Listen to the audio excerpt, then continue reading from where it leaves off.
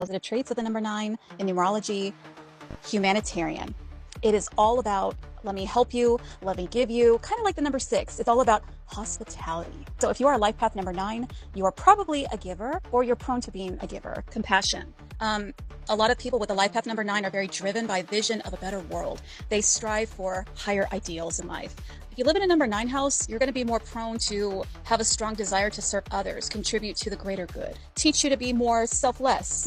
It might teach you to give a little bit more. The number 8 life path person that's very into money, or maybe perhaps if they're more of a negative life path 8 person, like a narcissist with a life path 8 will normally be very greedy or have problems with hoarding wealth, like the 1%.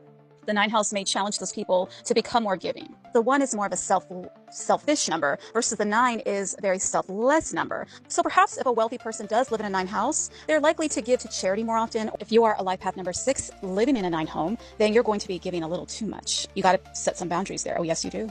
Great place for animals and children, orphans. They make great animal sanctuary, refugees.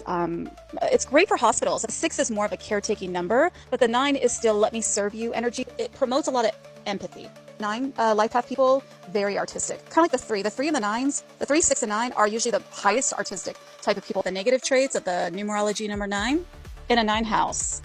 Emotions are going to be all over the place. A lot of drama, making things bigger than they really are. Exaggeration. Oh my God, exaggeration. Drama kings, drama queens, you name it. Over idealistic, but very high standards or high expectations for themselves and others. So that can lead to a lot of frustration and disappointment when the world doesn't meet their expectations. And I've lived in the number 9 house, so here we go. In a 9 house, you will attract people that need everything and anything.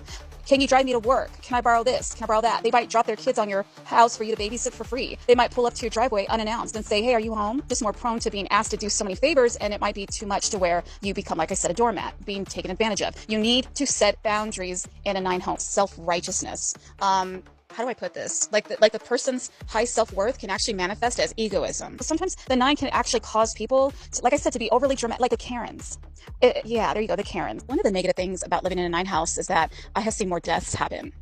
Now, why is that? Because the 9 is a symbol of endings. Now, the 9 in general does not mean death, no.